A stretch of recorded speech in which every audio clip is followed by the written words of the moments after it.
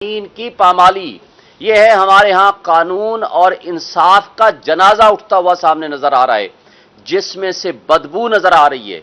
और न सिर्फ कहा जाता है कि इंसाफ हो, बल्कि होता हुआ नजर आए। लेकिन पाकिस्तान की तारीख में हमने माजी में भी देखा, लेकिन आज सबके सामने, पूरी पाकिस्तानियों के सामने, पूरी दुनिया के सामने इंसाफ का कत्ल हमने अपनी आंखों से देखा।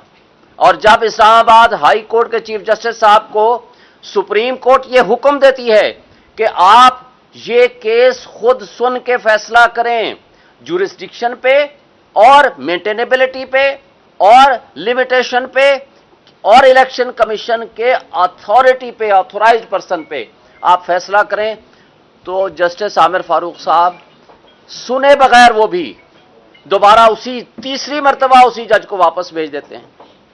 और ये करते हैं 3 तारीख को ऑर्डर, 4 की शाम को हमें ऑर्डर मिलता है, 4 अगस्त को 3 तारीख का ऑर्डर है, और 4 को ही चीफ जस्टिस आमिर फारूक साहब उसी मुतासिब जज को, हुमायूं दिलावर को, एक स्पेशल नवाजिश फरमाते हैं कि एक जज जो कि ट्रेनिंग पे जा रहा था यूके, उसको तब्दील करके उस हुमायूं दिलावर को नॉमिनेट कर दिया कि जी आज आप 5 तारीख को चले जाएं।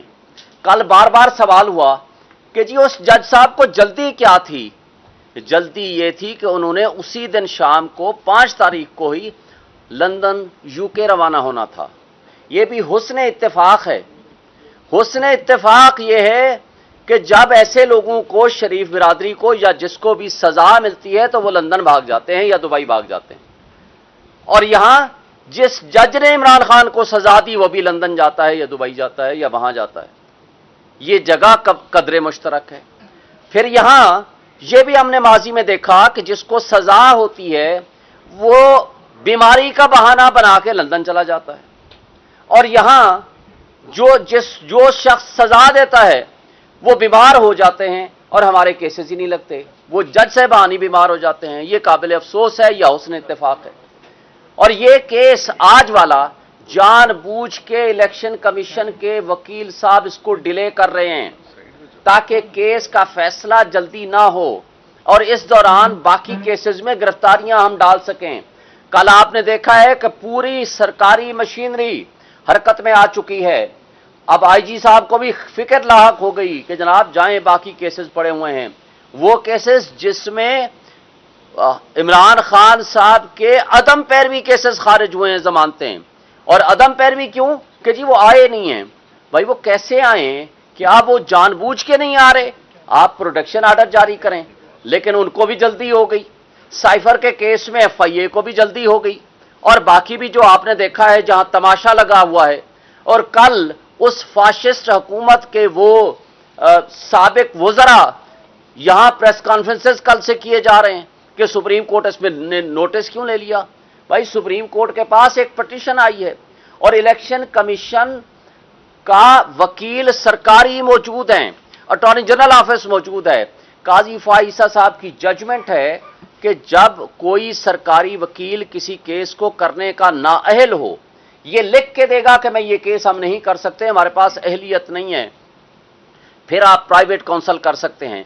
तो किस कैपेसिटी में आपने एक प्राइवेट काउंसिल किया हुआ है? सिर्फ प्राइवेट काउंसिल नहीं, ये वो काउंसिल हैं जो नवाज शरीफ और उसकी फैमिली के मुकदमात के वकील हैं। उनको इलेक्शन कमीशन कितना इम्पार्शल होगा, कितना वो एक लिहाज से गैर जानबदार होगा कि वो नवाज शरीफ की फैमिली का वकील ही उनको प्राइवेट वकील मिला है जो आकर के यहां मुकदमा लड़े। और वो मुकदमा जो 5 से 10 मिनट और आधे घंटे का केस नहीं है, क्योंकि जमानत देने और सेंटेंस और जजमेंट को सस्पेंड करने के लिए बेसिक सिर्फ प्रिंसिपल्स देखे जाते हैं, और यहां तो प्रिंसिपल्स नहीं, सब कुछ गैर कानूनी आपके सामने नजर आ रहा है। वो सुनने की बजाय आज सारा दिन वो जनाब किताबें पढ़े जा रहे हैं। चलो भाई पढ़ लो तुम ये भी, लेकिन काबिल अफसोस बात यह है कि सुप्रीम कोर्ट के हुक्म को इस्लामाबाद हाई कोर्ट नहीं मानता, इस्लामाबाद हाई कोर्ट के हुक्म को डिस्ट्रिक्ट एंड सेशन जज नहीं मानती, और हम लोग जो पिछले 18 दिन से गैर आईनी और गैर कानूनी तौर पर पाबंद सलासल रखा हुआ है कि एक दिन का भी, एक घंटे का भी हिसाब देना पड़ेगा کہ آپ لائف اینڈ لبرٹی کسی کی آپ کیسے خراب کر سکتے ہیں. اور اس کیس میں وہ توشہ خانہ جو ان لوگوں نے جو شاہد خاقان عباسی ہو، نواز شریف ہو، تمام لوگوں نے وہ گھڑیاں بھی لیں اور ان کو ڈکلیئر بھی نہیں کیا. اور اس سے بڑا جرم گاڑیاں لیں جو خلاف ضابطہ خلاف قانون وہ لے نہیں سکتے تھے، کیونکہ قانون میں لکھا ہوا ہے کہ گاڑیاں کوئی شخص نہیں لے گا. مریم نواز نے گاڑی لی، منصور اوان کا پروگرام آپ سب نے دیکھا ہے، ماشاءاللہ آپ سارے صحافی اور سوشل میڈیا کے دوست بیٹھے ہوئے ہیں. اور اس کے ساتھ زرداری صاحب نے 3 گاڑیاں لیں، نواز شریف نے 1 گاڑی لی، یوسف رضا گیلانی نے 1 گاڑی لی جو کہ نہیں لے سکتے. نیب کا کیس بنا اور نیب کے لا کو ہی تبدیل کر کے وہ ریفرنس ختم ہو گیا اور وہ کسی کورٹ میں نہیں پہنچا وہ کیس. اور جو مجرم تھے وہ بادشاہ بنا دیے گئے، جو مجرم تھے وہ مدعی بنا دیے گئے، اور جو مجرم تھے ان کے وکیل ہمارے خلاف وکیل ہیں الیکشن کمیشن کی طرف سے. یہ ہے الیکشن کمیشن کا کنڈکٹ اور اس کی امپارشلٹی، غیر جانبداری جو آپ سب دیکھ رہے ہیں. اب دوسری بات، آج دوسرے سبجیکٹ میں آپ آ رہا ہوں، اور ہمیں توقع اور امید ہے، ہم رول آف لا پہ بلیو کرتے ہیں، ہم آئین پہ بلیو کرتے ہیں، ہم عدالتوں کی طرف دیکھ رہے ہیں. یہ منصف ہی رول آف لا قائم کر کے اس ملک کو بچا سکتے ہیں. رول آف لا کے علاوہ دنیا میں کبھی کسی نے ترقی نہیں کی. اور ایک بات بتا دوں، مجھے بتائیں، پاکستان سے باہر بیٹھنے والا کوئی بھی ہمارا پاکستانی ہو یا کوئی بھی شخص ہو، آج آپ کا جو یوتھ ہے وہ یہاں سے بھاگ رہا ہے، لوگ یہاں سے پیسہ لے کے بھاگ رہے ہیں. وجہ کیا ہے؟ کہ ان کو آپ کے نظام انصاف پہ بلیو نہیں ہے، آپ کو یہاں کے قانون پہ بلیو نہیں ہے. کسی کو کسی بھی وقت اٹھایا جا سکتا ہے، غائب کیا جا سکتا ہے.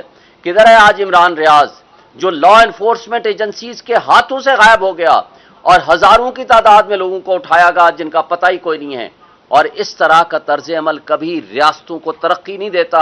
آج جتنی بے یقینی اور انسرٹینٹی ہے، اور روز آپ کا ڈالر بڑھ رہا ہے، روز آپ کا پیٹرول بڑھ رہا ہے، روز آپ کا بجلی کے یونٹ آپ کے بڑھ رہے ہیں، کیا غریب آدمی کو زندہ رہنے دینا ہے؟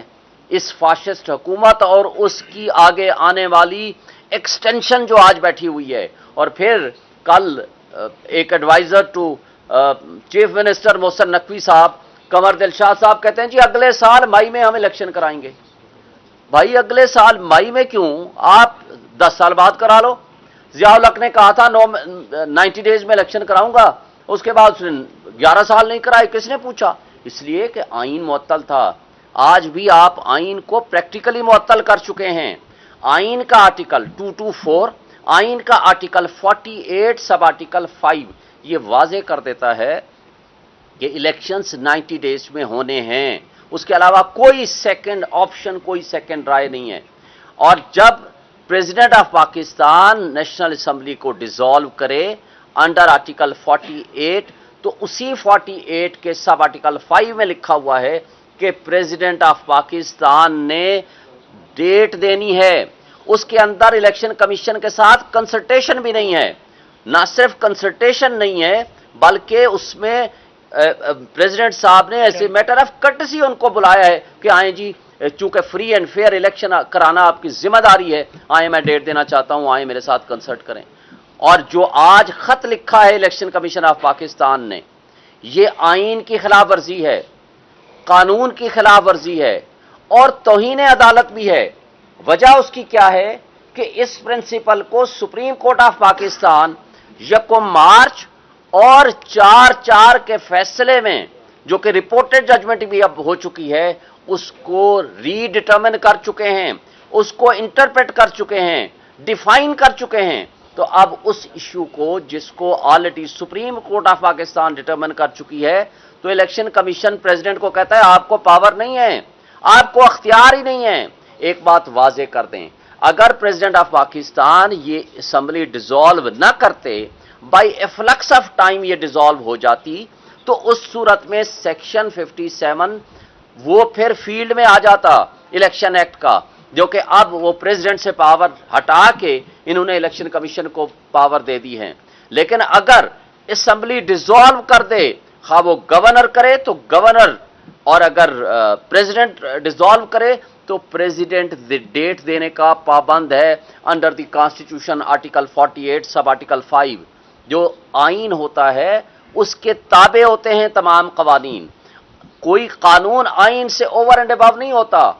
ये उल्टा बात कर रहे हैं। और ये इलेक्शन कमीशन ऑफ पाकिस्तान की इसका मतलब है गैर जानिबदारी तो आपके सामने आ चुकी है कि वो किस कदर जानिबदार हैं।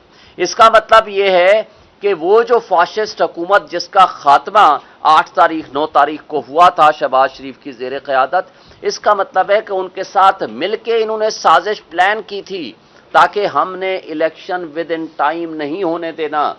यही वजह थी कि कल से बड़ी तकलीफ होनी शुरू हो गई है। इसके बावजूद